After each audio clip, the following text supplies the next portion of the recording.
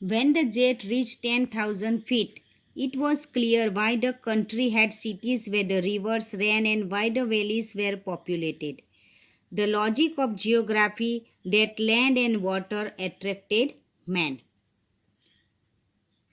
was clearly delineated when the jet reached 10,000 feet. When the jet rose 6 miles high, it was clear the earth was round and that it had more sea than land. But it was difficult to understand that the men on the earth found causes to hate each other, to build walls across cities, and to kill. From that height, it was not clear why. That means जब विमान 10,000 feet की ऊंचाई पर चला गया तब भूगोल के सारे तर्क सामने आने लगे।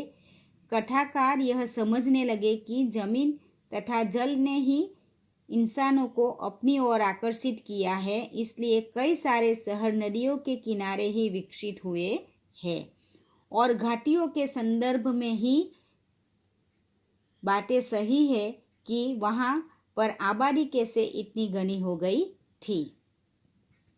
When the jet climbs higher up to about 10,000 feet, he could appear the fact that cities grew on water resources. Water fulfilled the necessities like agriculture, transport, business, and others. He found that valleys were populated, which made the necessities of the people.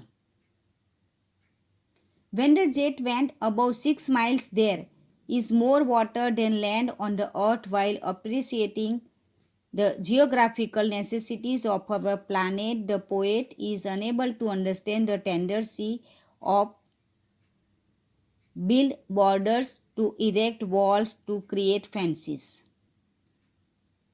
The poet implies that we should realize that if God made earth is one undivided whole, so is humanity. In spite of our racial, cultural, and ethnic differences, why we still hate or kill each other in beyond the poet's understanding.